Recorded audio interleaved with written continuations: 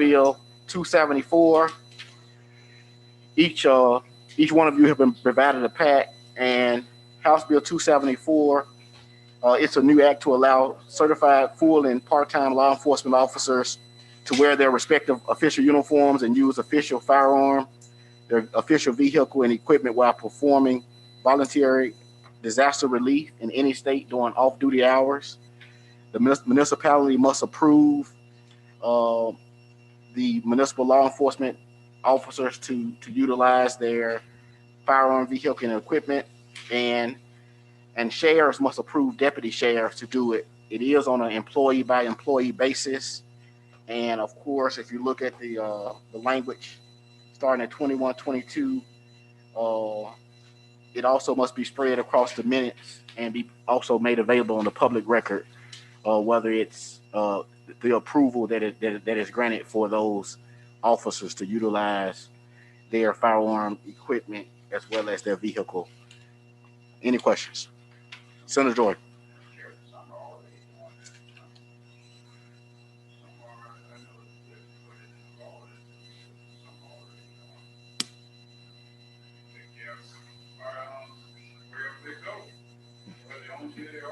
Yeah. Well, this bill, Senator Jordan, speaks specifically for voluntary disaster relief efforts. And so, uh, any other questions?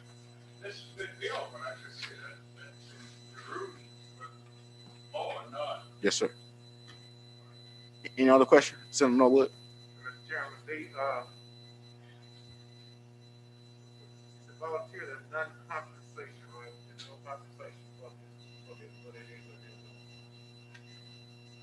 The bill doesn't speak to any compensation, and it's just in light of a lot of the volunteer efforts, and to the extent they wanted to volunteer, they wanted to do it in uniform, and but the bill does not speak to any compensation. So, yeah.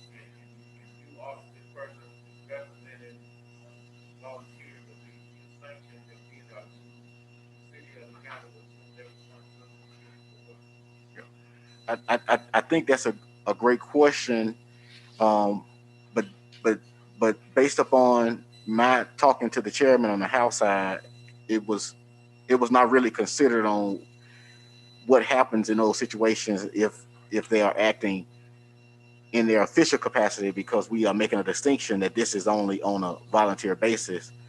Of course, if they were out of the state and they were a Mississippi police officer from, say, Clinton, I guess, um,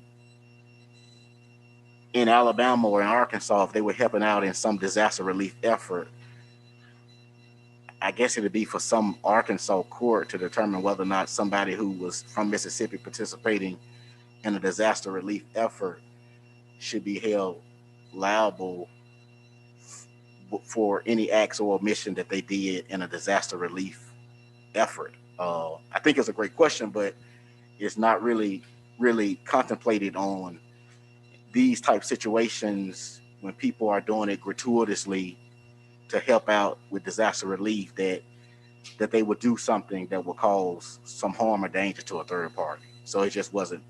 I mean, it was.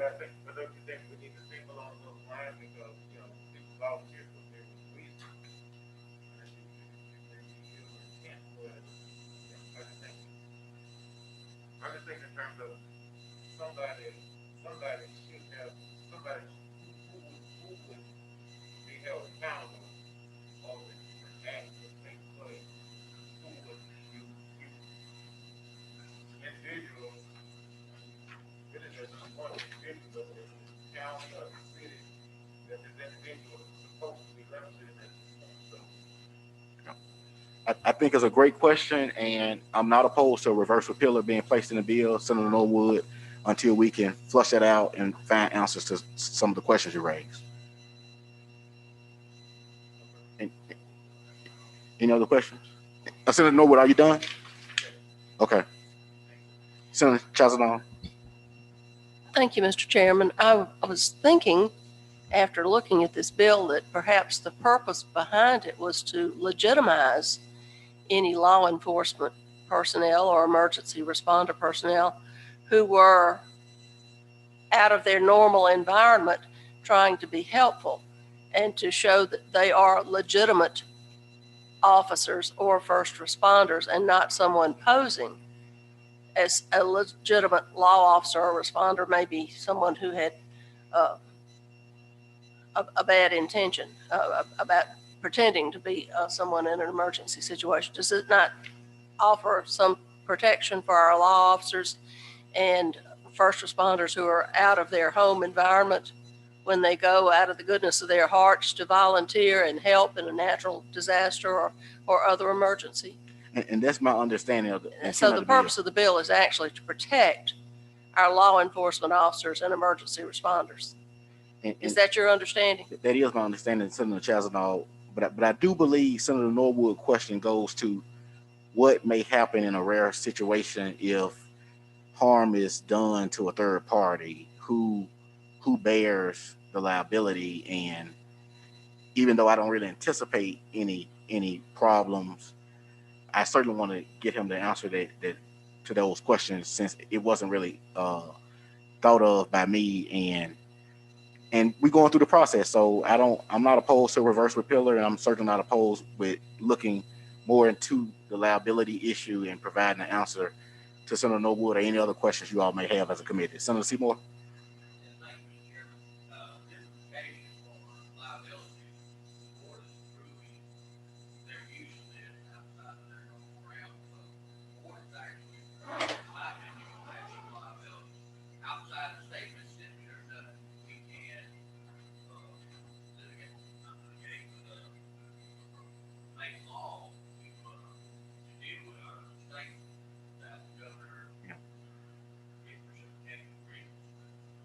So the board, Senator Norwood and Senator Seymour's point, the city council or the board or supervisors definitely would approve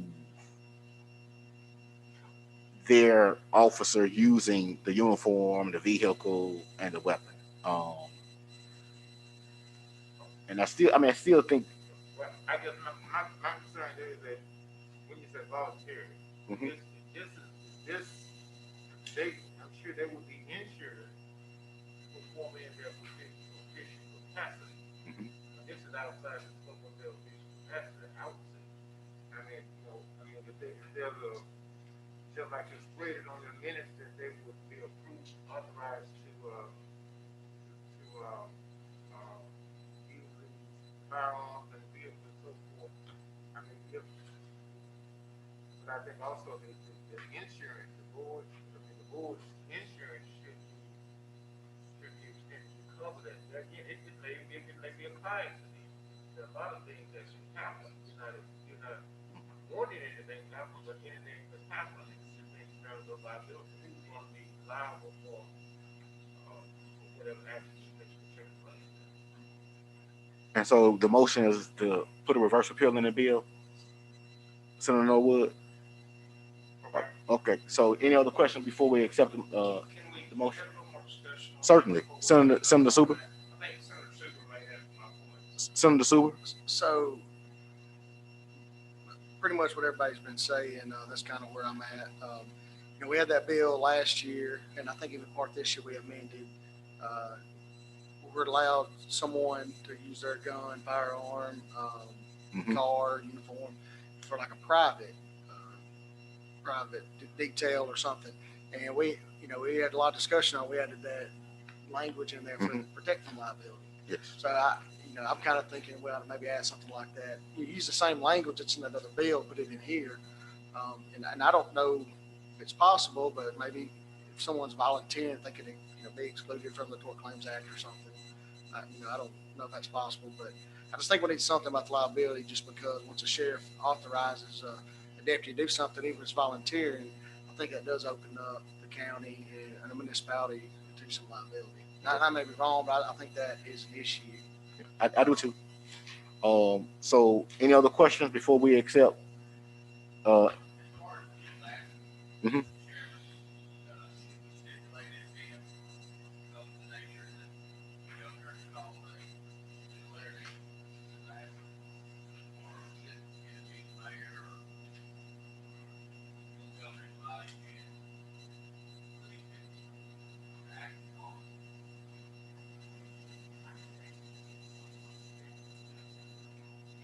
Yeah, yeah. The bill does not, Senator Seymour, define disaster. It just says disaster relief.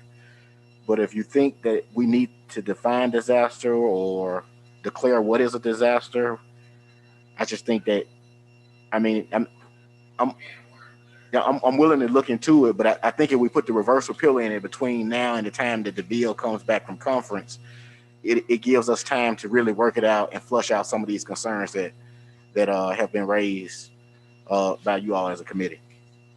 Senator McClinton. The big issue is obviously this insurance policy. I don't believe we're going to cover the vehicle. Okay. So that there is something board In conference.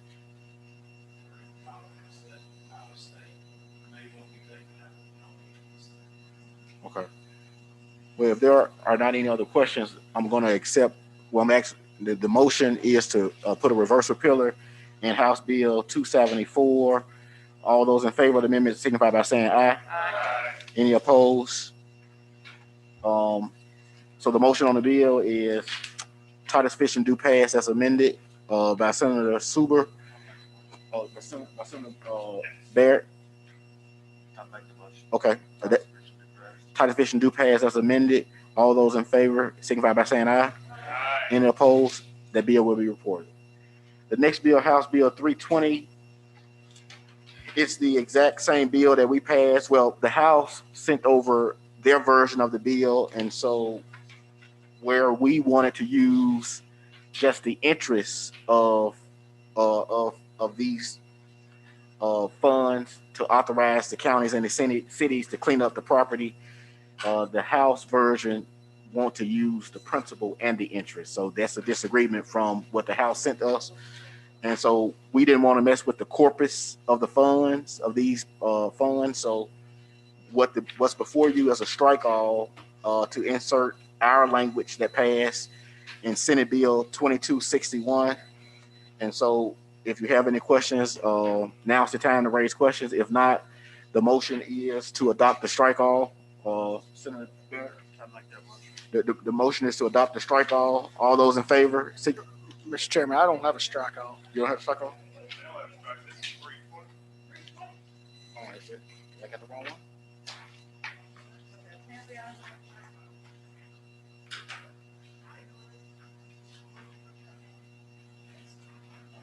Yep. I got strike all. You don't? You don't have it?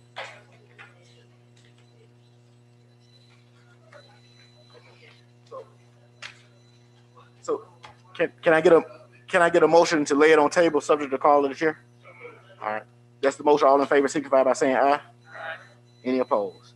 The next bill, House Bill 1157. Do you have that strike on? Okay, you got that one? All right. This is the exact same bill we passed, Senate Bill 2605. And we're just doing a strike all to put the Senate language in the House bill and to keep it moving. Senator, yep, this is the same bill that Senator Moran been sponsoring for a number of years. And Senate Bill, yeah, we're taking his language. and yeah, and, yep. And so, do I have a motion to adopt the strike all to House Bill 1157 by Senator Barrett? All those in favor of the motion to adopt the strike all signify by saying aye. Any opposed? Now the motion is Titus Fish and do pass as amended by Senator Barrett. All right, all those in favor of that motion? Senator Norwood? Mr. Chairman, I want to ask my usual question. Yes. uh, regarding this, are we going to, have uniform legislation that's going to govern golf carts? Because, we passed a bunch, and now I'm saying this is going to take on Going forward. going forward. I mean, so are we going to go? Are we going to reconcile what there's a deviation? Are we going to reconcile that, or are we just going to have operate under different standards with what we're passing today versus what we already have in effect? So, Senator Noble, I think that's a really good question. You raised it on the floor. This bill is general law, and prior to this bill being considered, and if it becomes law, you are correct. There have been several local and private legislations regarding this, and so um, if we pass it off the floor, send it back to the House, and we go to conference, that's certainly one of those things that I would certainly bring up in conference regarding what, if anything, we're going to do to have uniformity regarding golf cart legislation in the state. If we can't get that answered this year, certainly, I think it'd be appropriate when we come back in January to try to figure out through general law how we should make all the laws uniform. But to answer your question, this bill does not speak to being retroactive to any local and private legislation. It's just basically allowing municipalities, if they so choose, to go through a process of allowing golf carts in their particular municipality. You know the question, Senator Norwood? Okay, Senator Sewer, and then Senator Jordan. Thank you, Mr. Chairman. And now when I was reading through this bill, Mhm. This still gives the municipalities kind of the discretion, which I don't think that would really affect any of the local and private legislation anyway, because that's basically what the municipalities wanted. So I don't even think it'd have to be retroactive, just because this pretty much is kind of general, and they still have to carve out how they want the legislation to apply to their town. So yeah, and each town may very well be different, but this law is just it's permissive as Right. opposed to being mandatory, Senator Norwood. So it's not a requirement. It's just permissive general law that allows municipalities to do it. And of course, your one municipality may meet with their council and or board and decide to do X, Y, Z, and another one may decide to do something else, but it still will be allowed through the legislation that's before you. I understand that, but so in other words, it's not designed to be uniform. Well, it's simply designed to allow a process for municipalities to allow golf carts in their particular area if they so choose. And they set up their own rules, regulations, and particular policies that they will decide to slack on. Yes, in fact, As long as it does not conflict with what? conflict with this. So this is like almost the floor, so to speak. But certainly, municipalities, according to law, can be more restrictive than what we set as state general law. And we don't want to take that away from them. And certainly, MML does not like for us to get into uh, being preemptive regarding municipalities.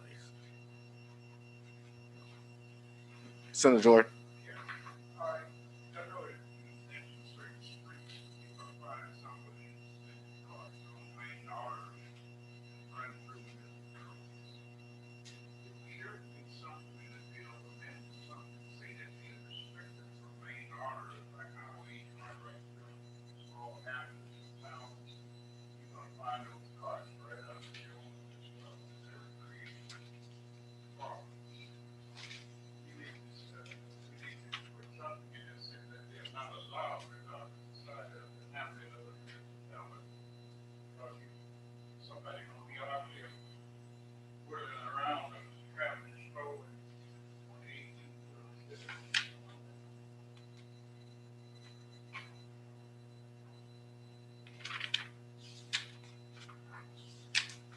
So there, section 2 has some restrictions, Senator Jordan.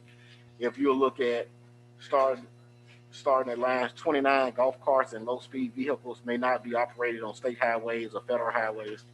Even though they may run through small hamlets or towns.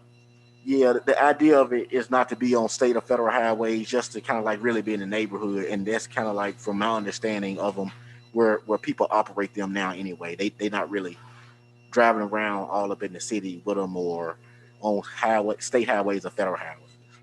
They're just in neighborhoods, from my understanding. Any other questions? Any other questions, Senator Jordan? No, that doesn't. Any other questions,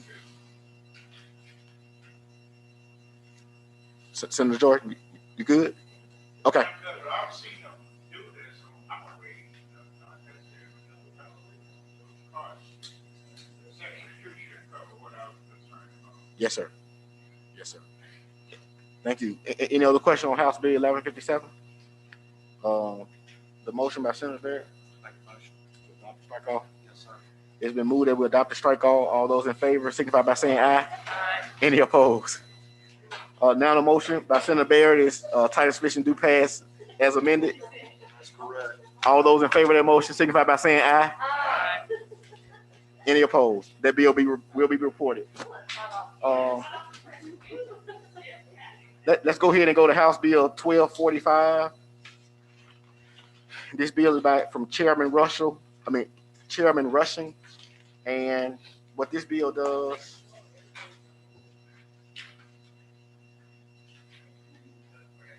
MDOT required to maintain grass mowing at rights of ways for state highways within municipal limits with populations of less than 10,000 people, 10,000 people thinking about money. All right. So section 65-175 is amended by adding subsection 4 at line 136. And it's not required to maintain grass areas that are part of a beautification permit. And that's the question that I had. Like, certainly those small municipalities, from what I've been told, and I'm still researching it, MDOT will clean up state highways, and then when they get to a municipality, they stop. Then they go back they continue where they get to the other state highway, and they don't maintain those small municipalities. And so what this bill would allow MDOT to do is to continue cleaning the right-of-ways all the way down and not stop in those small rural areas. But the question that I had regarding the exclusion regarding as part of a beautification permit, you know how you are on the highways and you may see a sign that says this area is being maintained by Delta Sigma Theta, or so my question is that part of the beautification area where they would not clean just because that area is being maintained by some charitable group or some? And so I just need more information on that. And so my plan was I want to put a reverse repeal in to try to get more information on this exclusion regard as part of a beautification permit. And then also certainly talk to MDOT, which I have not done. Senator Seymour. I don't see this get in here, but there should be a little note attached to this one at all. The cost involved in miles of roadway. See that when we get to the Any other questions? Senator Turner Ford. Thank you, Mr. Chairman. I guess the question is, based on how I read this, it's actually directing MDOT to cut this grass as opposed to making it, authorizing them to do it, which would be at their option. It is. And I guess I would be concerned about the impact on the budget. And is it that these municipalities cannot maintain these areas themselves? That's my question. Yeah, I think that's a valid question, Senator Turner Ford. And in addition to the fiscal note that was raised by Senator Seymour, and the fact that I have not spoken with MDOT, I'd like to get the answers to the questions you all raised and see what the real impact would be. Even though there's certainly some areas that our small towns and municipalities would love for MDOT to do, and it'll benefit those small areas who we know are already cash strapped and don't have funds. But we still need to see what the impact would be on the agency as well.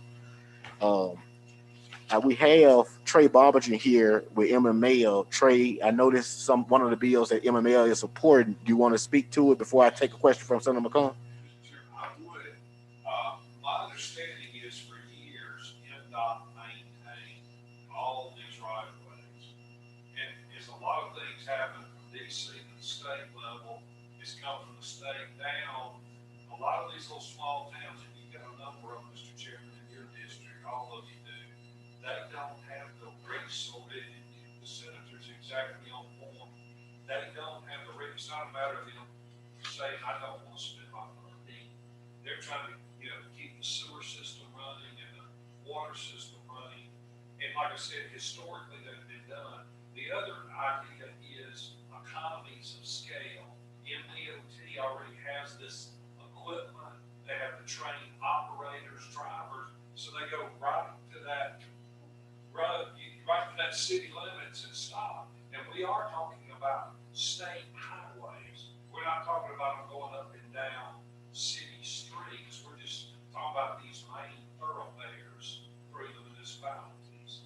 So it really is about economics. We certainly, Senator Seymour, I get your point. We're not trying to, but we feel like they're already all around these areas cutting, and it beautifies, it's good for the state, it's certainly good for the municipalities to have that option, because that entices people to want to come to those municipalities and see them. And we don't think it would be a disproportionate financial impact, but I don't have a number, but that's the rationale behind it, is to help these little, that's why we put the population count, because we figured the larger municipalities were better able to afford paying for it, but we were trying to help the small municipalities keep their cities somewhat more aesthetically pleasing, if you will. Thank you, Trey. Any senators have a question in light of what Trey presented? Senator McCollum was first, and then Senator McClendon. I'd actually like to speak to a couple of these points in here that have been raised, as that Representative Rush and I have been working on this, and we had a companion bill on this side that provided a little more deference to the municipalities and the department. As for whether it shall or may, the way this is written and it's supposed to be interpreted, if we need to clarify that, the department shall maintain up to population 10,000 or less, according to the latest census, that desires the department perform those services. So they shall do it if the town so requests. And that's how I read that. Now, it's a little convoluted. I agree with you, Senator Ford, that there is Senator Turner Ford, there's a little bit of convolutedness in there. I was not privy to assisting him with that. And, we need to tweak that a little bit to make it clear. But the way that it is written, it is essentially that if the municipality requests it, then they shall continue to do it. The problem we've had is we've got a quarter mile of Highway 15 frontage, and they come up there and they pick up the bush hog, and they turn off the PTO, and they drive up a quarter mile, and they set it back down and keep on going. And that's unacceptable. There's no reason for that. Everyone in here's got small towns, and those small towns are doing everything they can to keep it going. And MDOT, and in their ability, I understand why they're not doing it. But at the end of the day, we've got these small towns that are doing everything they can to make it work. The financial note, I agree, would be warranted at this point. I do believe it's going to be very minimal. But that's all we're trying to do with this bill, is to try to clear this up and help these small towns. So I would entertain anything to keep it going, and would do everything I can to help Representative Rushing and the chairman to get this worked up as y'all feel comfortable with. Senator Seymour? Senator McClendon? The municipalities just have to be aware that in accordance with the department's annual mowing schedule, it may not be what their schedule. It's gonna be more to an MDOT schedule. Yes. So if they're used to mowing it every 2 weeks, every 3 weeks, MDOT may meet every other month. So,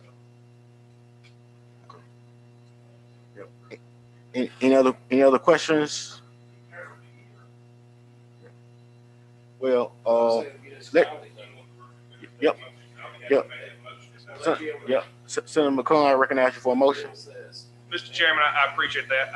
In an effort to keep this moving, and let's get this where it needs to be, I will provide a motion to amend it and add a reverse repealer so that y'all can continue getting the language as it needs to be. You all heard the motion. Any questions on the motion?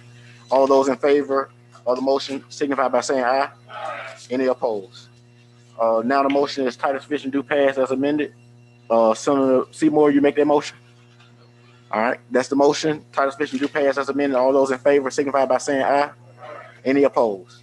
Now, Senator Barrett, I hear a motion to take House Bill 320 off the table. All right, that's the motion. All those in favor signify by saying aye. Any opposed? This is a perpetual care cemetery, and it came to us from County Affairs. And as I understand it, County Affairs already sent it over to us, changing the House bill and inserting our Senate bill 2261 as passed the Senate. And so if you don't have any questions, the motion is title sufficient do pass. It'll be title sufficient do pass. Strike off. Title sufficient do pass, strike off. That's the motion. All in favor of that motion signify by saying aye. Any opposed? Do I hear a motion rise and report? Thank you. All these bills will be reported. Thank y'all.